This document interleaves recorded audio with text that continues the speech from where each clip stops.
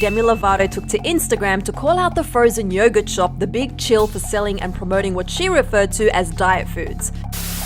I'm protective of the little girl inside of me that didn't get that representation at a young age of someone saying, all of this diet stuff is not okay, you're worth more than that. This is a hard thing to live with on a daily basis. And if it upsets some people, I'm so sorry, and I will listen and try to understand and how I can better be of support to all communities.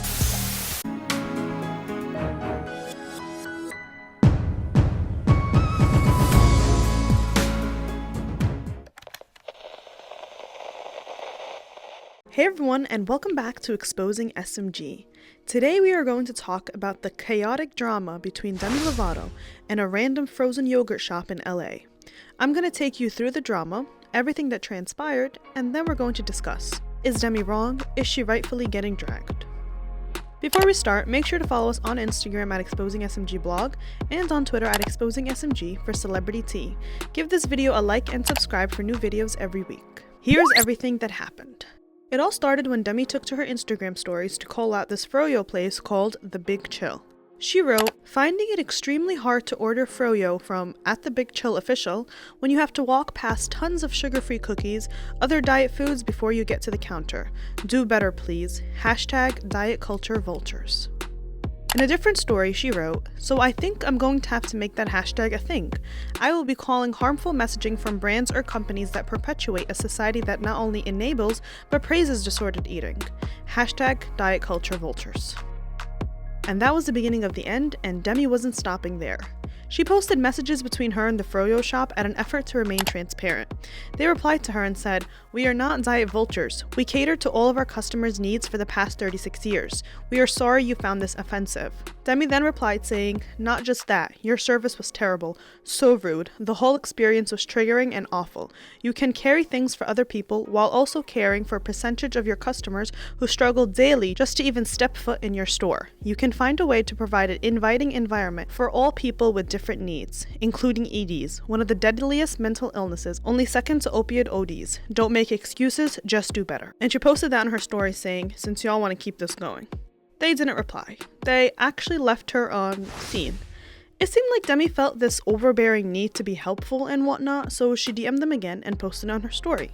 She wrote, I was thinking maybe it would help if you made it more clear that the sugar-free options and the vegan options are for that. Labeling the snacks for celiac or diabetes or vegans.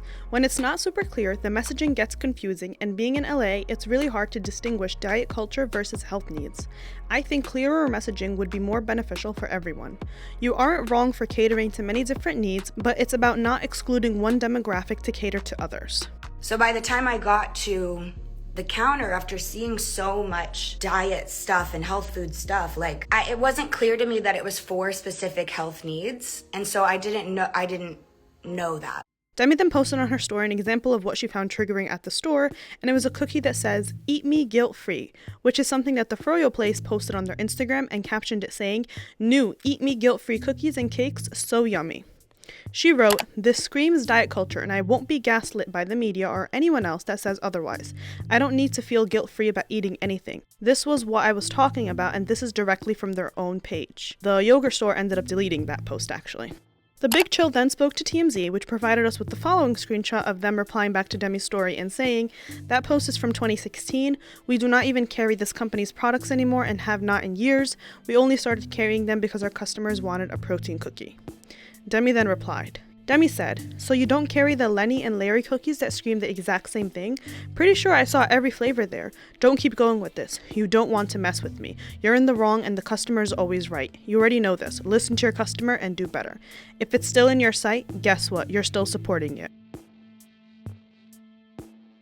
The drama was obviously escalating, and so Demi took to her Instagram Live to address it in an 8-minute video. She acknowledged that she handled the situation poorly and that she disappointed some people, but stood for her decision to call out The Big Chill. She spoke about how her problem with food differs from her addiction problem, since she can walk away from substances and never touch it again, but she has to eat 3 times a day, so it will be a constant struggle. This is a hard thing to live with on a daily basis. The thing about overcoming my addiction, I can walk away from that and never touch it again for the rest of my life. Like, I don't ever have to do that, but I have to eat 3 times a day. This is something that will be with me for the rest of my life. She also said that she left the yogurt store and didn't get what she wanted and then had a hard time the rest of the weekend. I left that yogurt store and didn't get the yogurt that I wanted. And then I had a hard time the rest of the weekend. To be totally transparent. And that's probably something that nobody wants me to say. Like, I don't know, but I'm human and I talk about my struggles. And I'm passionate, so I'm sorry that I got the messaging wrong. Demi insisted that her actions were well-intentioned and offered to work with the Big Chill on its branding practices. Everything that I'm doing is well-intentioned. You have to understand. It's just, look, someone once told me, you can be a celebrity and get it right every day of your life. But you get it wrong one day, and that's what people focus on. With Stan Twitter in on the drama, you can already expect fake screenshots spreading false information. One DM that was circulating around claimed that Demi donated $100,000 to the store, and another said that the donation was false and that Demi's team was anything but nice to the store. It got out of hand, and so the Big Chill took their Instagram stories to write, "To those of you asking, we have not received any donations from Demi's team, nor do we want one. We have not made any changes to our menu. We have not heard anything from Demi since her sorry not sorry apology on Monday. We have not heard from her team. These are photoshopped images. Thanks again for all of your support." And that's everything that you need to know about what transpired. That was a lot to digest, but here are my thoughts. A lot of people drag Demi for attacking a small business during a pandemic, and others argue that this was actually exposure for the Big Chill as their Instagram following increased by over 20,000 and there was constant lines waiting outside the store following the drama. Personally, I believe Demi should have kept her mouth shut.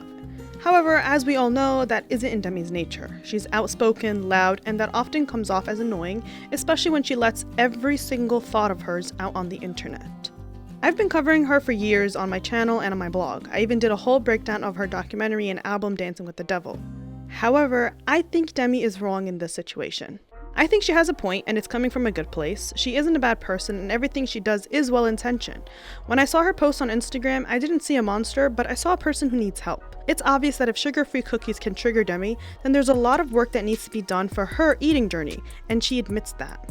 The issue with Demi is that she treats her social media platform as a diary. No one needed to hear all of that, Demi. And once again, the focus was shifted from her album and documentary to random drama that overshadowed her work. I agree that diet culture is harmful and the Eat Me guilt-free cookies were probably not the best branding, but Demi needs to understand that just because something doesn't work for you, it doesn't mean that it doesn't work for others. Some people want to have a sugar-free cookie. What's wrong with that? Demi says that she was calling out the advertising of a product, but because of how this drama exploded, what she meant got lost in translation because she took the wrong route of explaining it. She talks a lot about getting the message spread across correctly, but nobody has a whole marketing team for their business to try to seem as unproblematic as possible. Demi perceived their branding in a certain way, and other people will perceive it in their own way. I don't think people should hate on Demi and whatever, but at the end of the day, she is struggling with a mental illness and we can't take away from that. Guaranteed that doesn't excuse her going off on Instagram to her platform of over 100 million people. I do think that the criticism that Demi received was needed. One site that is written by registered dietitians and professionals write that diet culture can be difficult to identify because it is so pervasive, and they wrote that one of the things that are a result of diet culture is feeling guilty after eating, or labeling foods as good or bad and internalizing the message to believe that you are good or bad because you ate a certain food. So I'm not taking away from Demi's triggers, and I do believe that her struggles are 100% valid. I just believe that she went about it the wrong way. She reacted the way she did because of her triggers, but she needs to understand that triggers aren't often the fault of everyone else. People go to therapy and are in recovery in order to work on their triggers, and Demi blaming everyone else around her shows that she has a lot of inner work to still do. Demi has a bad habit of airing out every little thought and dirty laundry to the world. She treats the internet as a virtual venting session, and I see a big red flag in that because as the popular saying goes, 95% of people don't care about your problems and the other 5% are happy that you have them. Demi even said that she's tired of being known for her problems and that she doesn't want to keep talking about every little detail in her life because everyone judges her. So take your own advice. Instead of ranting on Twitter and having a really bad episode that reflects badly on her to the general public, write in a diary. Call up a therapist. Speak to a friend. She had no business doing what she did, and constantly writing back to the yogurt store made her look like a fool, considering the fact that they started shading her to begin with. Random celebrities started showing their support to the store in spite of Demi. Some celebrity hairstylists even went on a 2-day rant about Demi. The store was reposting everyone who tagged them and wrote a shady thing about her. As we can see, everyone took the opportunity to jump on the hate train. This whole fiasco did more harm than good. And anyone that follows up with Demi knows that she genuinely cares about these issues, and that she is one of the few celebrities who actually does something to change the world. She attended countless meetings at the White House in order to do something about mental health. She even had some sort of scholarship that one year to help fans that were struggling.